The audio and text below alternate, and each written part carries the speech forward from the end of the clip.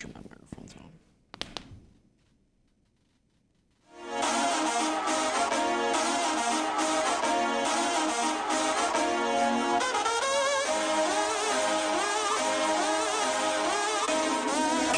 You got barbecue back there! Welcome to episode 62. Yes, sir. 62 of The Cover 2, presented by TigerVision. It's us two, Grayson Mann and Patrick Neal. Welcome to the show. We are again talking about football, as we always do.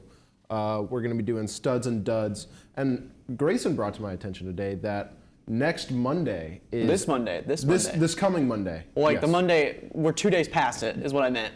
Oh, so we've passed it already. We're 2 days into this. Yeah, so last Monday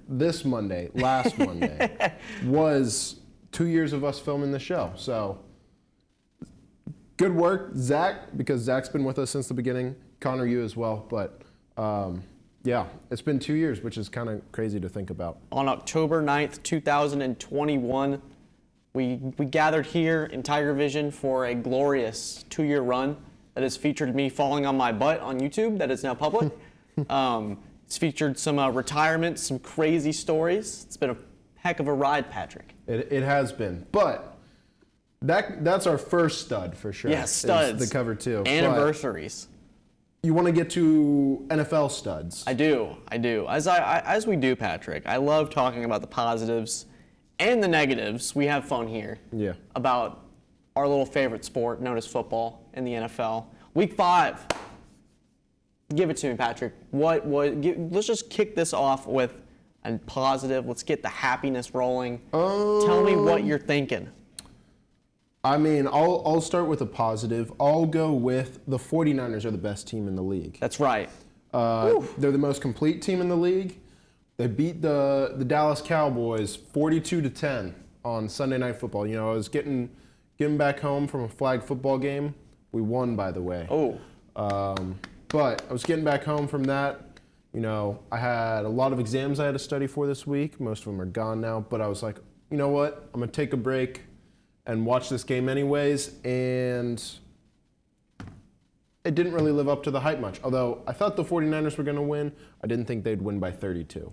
Yeah, that was quite the showing from them, wasn't it? It's one of those games where you think that with the Cowboys coming off the win they had against New England, which might not look as good anymore, and I'm sure we'll talk about that in a bit, but this was like a measuring stick game for Prescott and this Cowboys team who had a lot of promise coming into the year, adding pieces like Gilmore, Brandon Cooks, shuffling around the coordinators a little bit, and you think, okay, 49ers, pretty good. We need to at least compete, and this looks like a college football score.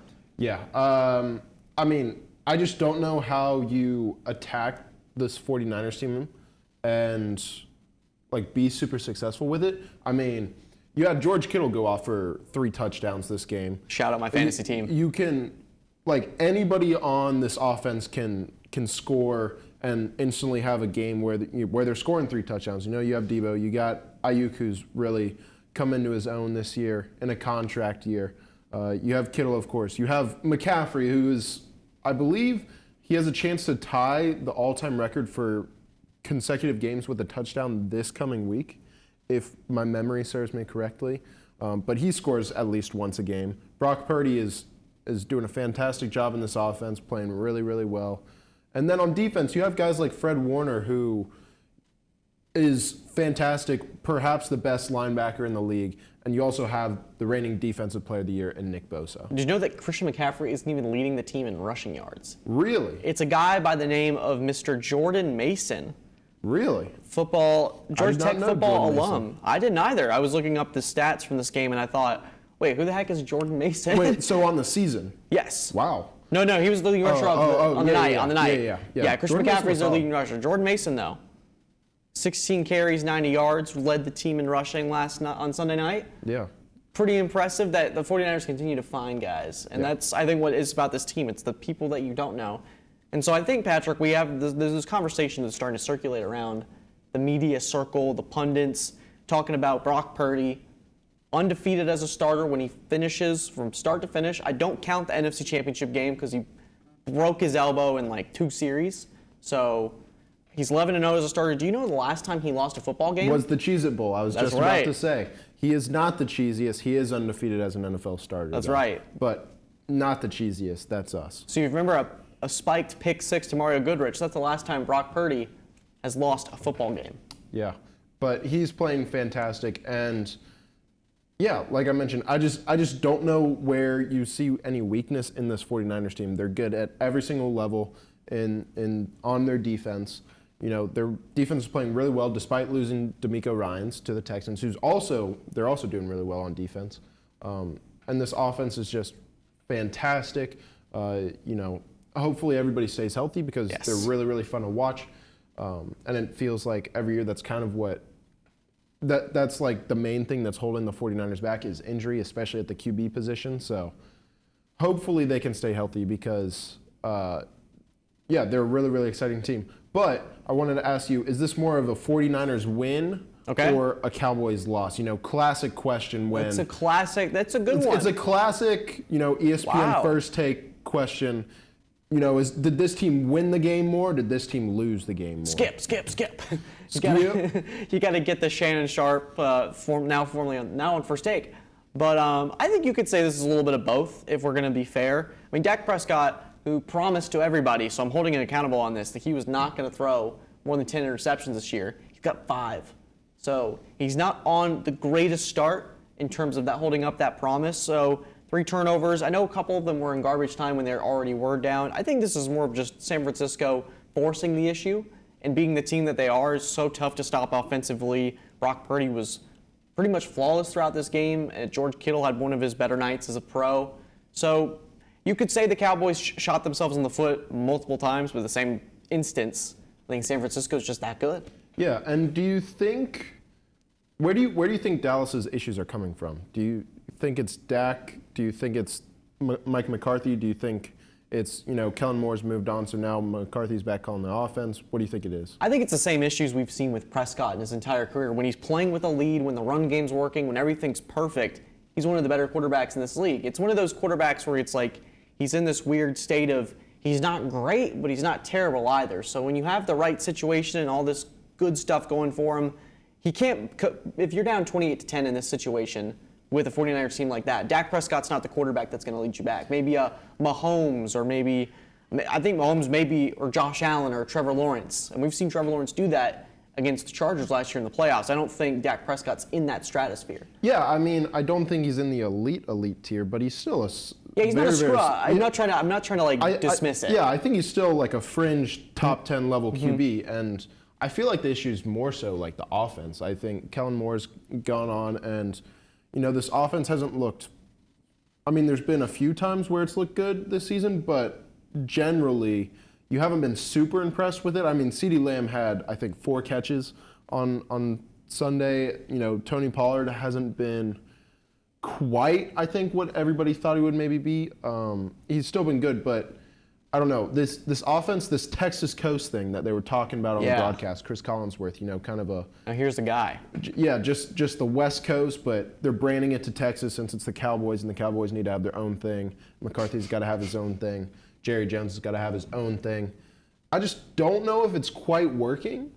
You know, I think you got to get more plays specifically for CD, for Tony Pollard, for your playmakers. Brandon Cooks really hasn't done anything. So I don't know if you can put all the blame on Dak because he takes all of the blame. He does. When it comes to the Cowboys' failures. And I don't know if he should have to take all that just because he's still a fantastic quarterback. Yeah, and I think that it's tough to it comes with the nature of being the Cowboys quarterback, is that everything ends up falling on his shoulders, and when it goes really wrong, the answers come out and we tend to overreact. But I think it's kind of, I'm really sticking to that point of just, hey, Dak Prescott's a good quarterback. He's one of our better ones in this league, but he's not one of the elite ones that can get you out of these kind of situations where we've seen Mahomes throw 3 interceptions and still come out on a win on a road. We've seen Trevor Lawrence throw 4 interceptions and come out with a win in the playoffs. I don't think we've seen Dak Prescott in that kind of adverse situation and be able to pull it out. But I still think this Cowboys team is probably going to be in the playoffs, barring something unforeseen. So don't overreact. You just played the best team in the NFL, probably by a mile. There's not much of a separator here because I think if we talk about Philly, they haven't looked They the haven't looked same. they haven't looked quite as good as last year. Let's play a game, Patrick. Okay. It's going to be called playing. We're going to play when will the 49ers lose next? Okay. And so I'm going to give you the schedule, and I want you to tell me when they're going to lose, okay?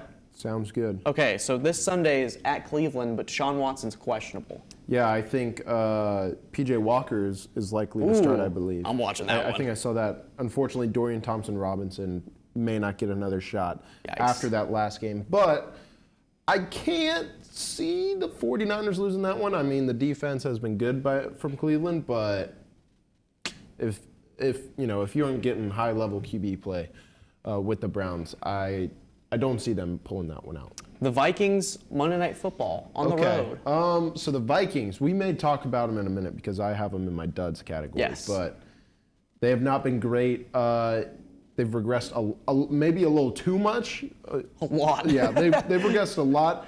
They were super high up past where they actually were last year. They overachieved, and now they're kind of underachieving, doing the opposite. Trying to find a balance. They need to and find they the can't. middle ground, and I don't think it'll be with the 49ers. I don't think they're winning that one. Your Joe Burrow-led Bengals. Look, they look good on Monday, but I got to see it for multiple weeks. Okay.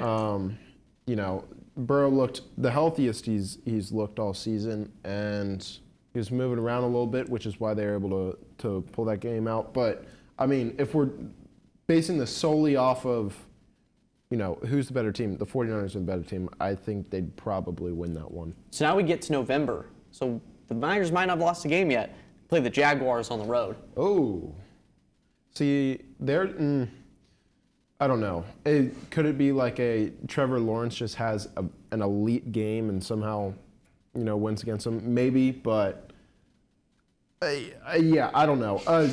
We can keep this going for a long time, but I think you're proving the point that the 49ers are hard to beat. I don't know if they're going to lose anytime soon. Probably not. But let's pencil in this 49ers conversation for another time. Point being, best team. I think we probably spent 10 minutes talking about Brock Purdy and those Niners. Let's get to a dud. Let's go negative. Okay. Let's go. I'm gonna bring the tombstone out for this one. The New England Patriots season is over. I've got a take for this. Okay. I've got a take for this. I don't know how much I believe it, but Bill Belichick will be the first coach fired this season. Okay. And by fired, I don't know if I think it'd be let go. You know what I'm saying? They've parted ways. Yeah.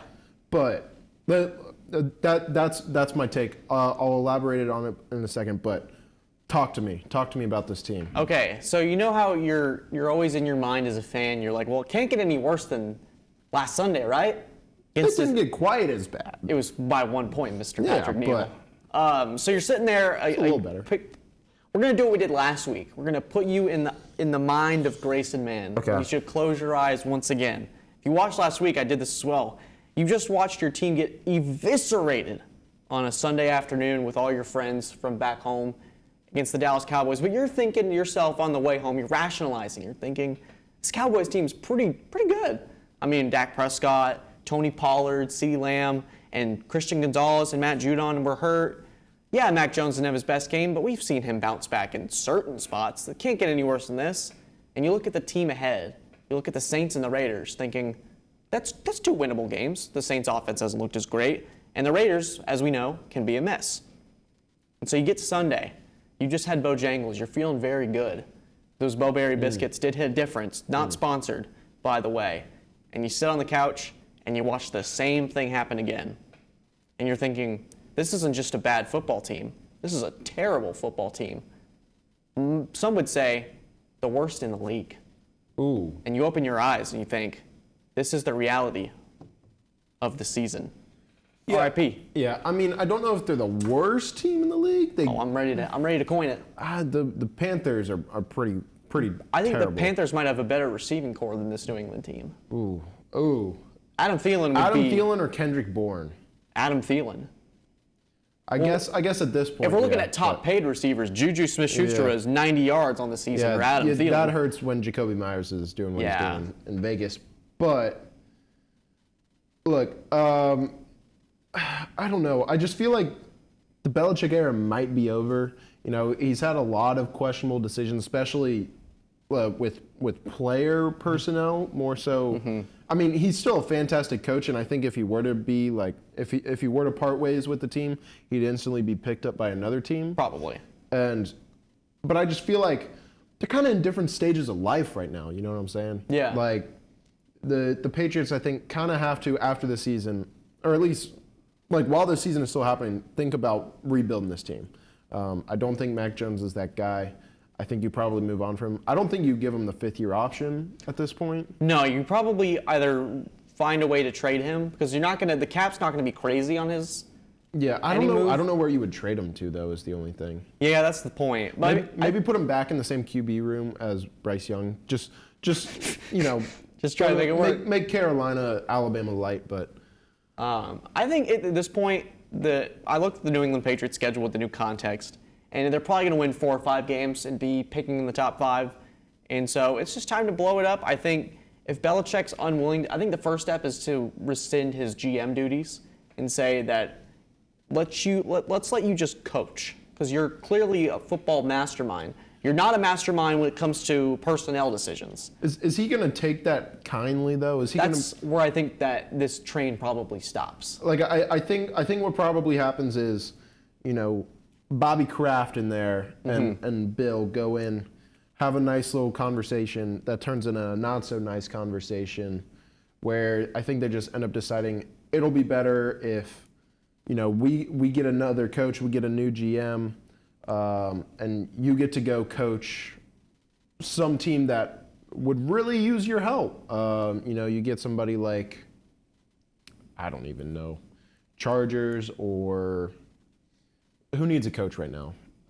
Chicago? Yeah, Chicago, although they're kind of in the same spot. Belichick would be like, I'm good. Regardless, Belichick would find success somewhere as a coach or a defensive coordinator because he's still elite. He might just retire, category. too. Yeah, that's true. Maybe he goes to media. Maybe he becomes a color commentator. I'm sure that'd be awesome. That would be pretty cool. He'd provide a lot of color in the commentary. He would indeed. A lot of personality. But, yeah, I just don't know if this is really working out right now. You know, it's been a long time marriage. There's been a lot of great memories, a lot of happiness, but they're kind of it's kind of both sides have realized, you know, look, we're in different stages of life. We want to go our different ways. We want to see new people. You know, we want to experience something new. That's right. And his name's Ben Johnson of the Detroit Lions. Oh, that'd be fun. That is my top candidate right now. I think that's a lot of people's top candidates. Yes. But yeah, Patriots I think are a big dud right now. They are indeed the dud of the. I'm sorry to say it to you, but. Oh no, it's okay. I'm not delusional. I can accept this reality. I've already been upset about it. Yeah. It's okay. Yeah. Well. I'll get another dud in here. I got a lot of duds this week. I feel like I'm constantly having more duds than studs. Probably. You're just so some people might look. Some people might be calling you negative Neal. I mean, like. All right. Well, regardless, I'm gonna. Where do I want to go? Yeah. I mean, I mentioned the Vikings earlier. I'll go ahead and talk about them. They may need to tank as well. I mean, Justin Jefferson is on IR now. They said they're not planning on rushing him back. I think you could get maybe a first-round pick for Kirk Cousins. Maybe. I mean, I think you could get at least a second-round pick. And, you know, if you're not planning on re-signing him, I don't think they should. I think they should probably try and move towards getting a new QB in the draft potentially or out of free agency. You know, try and sell off some of the older pieces. I know Harrison Smith has been there a long time, but maybe you get some value from him. He's probably nearing the end of his career. You got a few young pieces. You got Jordan Addison. You got T.J. Hawkinson, who you just paid. You've got Ivan Pace Jr., who's an undrafted linebacker who's playing for him. But I think the Vikings probably they've lost a ton of fumbles. Yeah. I mean, it's been an absurd amount. They're playing all right. The offense has been all right. It's just, for whatever reason, you know, they spent all their XP on last year. Yeah, they have no more. Now they got nothing this year. They have no more points for badges this year. They got nothing, and it's really, really hurt them. I mean, Kirk Cousins is playing, I think, one of the best seasons of his career, too. 13 touchdowns, 4 interceptions. That alone, without any context, is pretty good. Yeah, and I think he could help a team like the Jets. I think the Jets could really use him. We've talked about it, but there's a couple more teams probably. The Commanders could probably use a Kirk Cousins. That'd be kind of a throwback trade. But we'll just have to see, I think. The Vikings may be unwilling to do it. Kirk may be unwilling to do it just because of the situation. But I think if you're Minnesota, you're in a weird spot right now. You play Chicago, a team that's really starting to figure it out, it sounds like, offensively with DJ Moore. They're like, hey, we just traded premium for this receiver. Might as well use him. Yeah, we're actually going to throw him the ball. Yeah. Imagine that. Crazy. Imagine that. Crazy. But, shout out DJ Moore for my fantasy team, though. Yeah, but they look good. I think the Vikings at this point kind of need to shut it down. But let's get a stud from you. Jared Goff. Okay. And the Detroit Lions are 4-1 for the first time since 2011. Wow. How about that? Yeah. 12 years ago. So I was 10 years old. Yeah. Math checks out. Yeah. There we go. There you go. Yeah, they're looking really good. I didn't watch this game this weekend, so I don't have too much to say about it. But, I mean, they played the Panthers. They beat up on them. Jared Goff has looked good. This team is really well coached. They just have winning habits now. Yep. And it's when you compare within the division, is both the Lions and the Packers had extended time to kind of figure things out after that Thursday night football game. Detroit played on Sunday, Green Bay played on Monday. One team, Detroit, was coming out on all cylinders. They were firing. Offense looked creative. Things were new. Things were flashy. And it just looked like, wow, this team really used that time wisely. Green Bay comes into Monday night, completely a mess. Jordan Love, 3 turnovers, unsure of himself. That Packers team had more time than Detroit to get a game plan going for that Raiders team that is also kind of a mess like Carolina. That should have been probably a win for that Packers team. So the Lions are just doing things that the Lions don't usually do. And so we're starting to see this turning of the tide. They're running away with this division. They're a real fun watch. Yeah, they're fantastic. And, you mentioned the Packers. This whole division that I think a lot of people thought was going to be really, really close. Not so much. Kind of seems like it's starting to separate a little bit. Unfortunately, I think I picked the Packers to win the AFC North, and that may not look as good anymore. Especially after Monday. But this Lions team is really, really good. Do you think they're one of the top tier contenders in the NFC to get out of it? I mean, I always think that it's based on what we've said, no, with the 49ers being who they are. But I could see the Lions doing what they've done this year is pick up scrappy road wins, and they're really a physical football team. I don't think people give them enough credit because of the finesse that you would associate with them with their offense, but got guys like Aiden Hutchinson, Brian Branch, Jack Campbell on that defense that they're flying to the quarterback, they're hitting dudes. Yeah. Like, they really have taken on the identity of Dan Campbell. I would honestly, this might sound like a crazy hot take, compared to what the Eagles look like right now, that just kind of look like they're mailing it in until the postseason. I would really love watching a Lions team going into San Francisco in the postseason. I could be convinced to take them in a win. I could be. Yeah, if Jared Goff was hitting, you got to worry about how Goff is, as the season goes on, just because he's Jared Goff. But I hate that notion though, because he's really turned it around. I mean, he's got 9 touchdowns on the year, 3 interceptions. I think what old Jared Goff, if we're going to talk about Jared Goof from years past, where I think that Packers game, he threw a really bad interception early on, and it was clear from memory. He goes on the rest of the game, throws for I think over 60% of his passes, 200 yards, touchdown. Lions get a huge win on the road against a Packers team that they have historically not played very well against in Lambeau. So if anyone's made that mental turnaround, I think it's Jared Goff. Yeah, and he's playing like a top 10 quarterback. Yeah, I mean, maybe the Lions are big trade contenders in terms of looking to add assets before the deadline, because this roster is very, very good. They've hit on a lot of their rookies, like you mentioned. Jack Campbell, Brian Branch looks awesome. Jahmyr Gibbs is still waiting to get going. But, if you add maybe one more piece, it puts him over the top and puts him solidified in that tier. Because, I mean, San Francisco is in a tier of its own. Do you think it's then the Eagles and the Cowboys and then the Lions, or where would you put those? If I had a pyramid, I'd put San Francisco at the top. Yep. Maybe I'd put the Eagles and the Chiefs maybe in a tier below. Just NFC. Just NFC. Okay. Yeah, I'd put it as San Francisco, and then like my 1A or just one. Then my 2s, like the teams that I think could be frisky contenders or contenders for the NFC. Eagles, Cowboys, and the Lions. Okay. Not in that order, but just those 3 teams. Okay. And then you have your like outsiders that are like, oh, I don't know, like, I'm trying Seattle or a Seattle team, or I'm trying to think of like the Bucks. list starts to fall apart. They're the leaders in the South right now. I don't know. I mean, you could maybe make the argument that the Rams could maybe sneak in. Yeah, they've been all right as well. And Cooper Kupp came back, and Falcons and the Bucks look to be the 2 teams in the NFC South, but those are like, they might end up playing a Dallas team or a Philly team as the 5 seed and probably get smoked at home. Yeah. But they're good stories so far. But you never know. You never know. Let's get one more stud or dud from you. Okay. And then we'll hit the road here. Okay, my stud, or let's we're just talking really positive about Detroit here. Let's talk about the Giants real quick. And how much is this going to be positive? No. Oh, okay. I was wondering where you're going with that. Studs, anyone who's a Giants hater. The Giants' offensive line is putrid. It's terrible. It is really bad. I could be, and I know we on the show have brought on a certain Giants fan who has proclaimed that Daniel Jones is way better than people are giving him credit for. He's actually. I talked with him the other day. He might be off the train now. He might be? He might be off the train. He might be on the Caleb Williams train. My thing, though, is I don't think this is all on him this year. Yeah, I think he's probably getting not, but wiped out.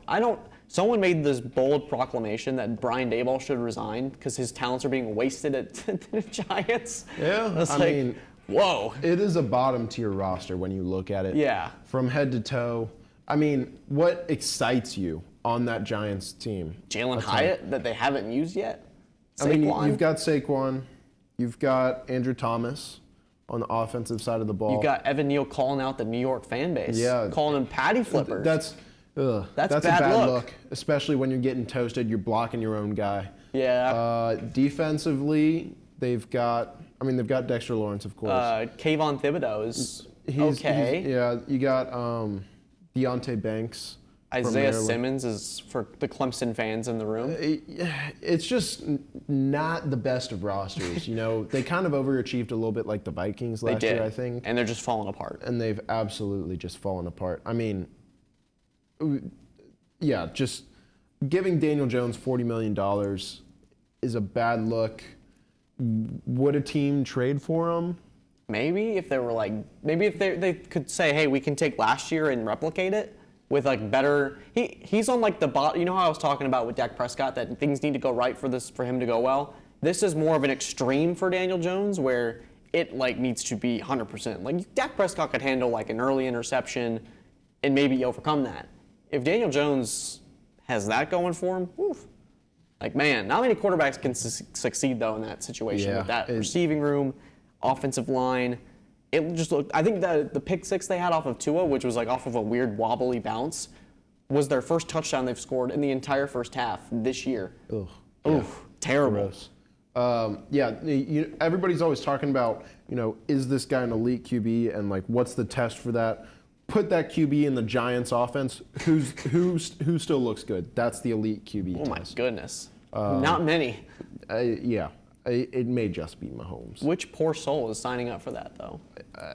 No, not me. I'll say that. But, yeah. Oh, quickly, I will mention, winner Nathaniel Hackett, he beat Sean Payton. Let's clap it up. Let's clap it up. He got the last laugh. He got the game ball got the last laugh. In the locker room afterwards. Sean Payton, Broncos look not great. Russell Wilson has been better. I think his stats are pretty sneaky. Yeah, but the Broncos don't look great. The Jets should still trade for Kirk Cousins. They should still. They'd be fantastic. But good job, Nathaniel Hackett. Good job. Yeah. Did you see that clip of the players being like, "This is for Coach Hackett"? Yeah. I think he was a captain for the game. Yeah. Which doesn't make any sense. No, not at all. But you know what? They won. So why is your OC your captain? But regardless, that'll do it for this episode of The Cover 2, presented by TigerVision. We want to thank Zach and Connor, as always. The GOATs. Yep. Undisputed. They've had a lot of, they just had a computer like blow up in the back there, so hopefully that works out. But we want to thank you for tuning in. Yeah. Subscribe to TigerVision if you haven't done that. Comment, like, share it to all your friends and family if you want to. Do what you've been doing for the last 2 years, which is tuning in and giving Zach and Connor some love. Yeah, but we want to thank y'all again, and we'll see you next week. Have a good one.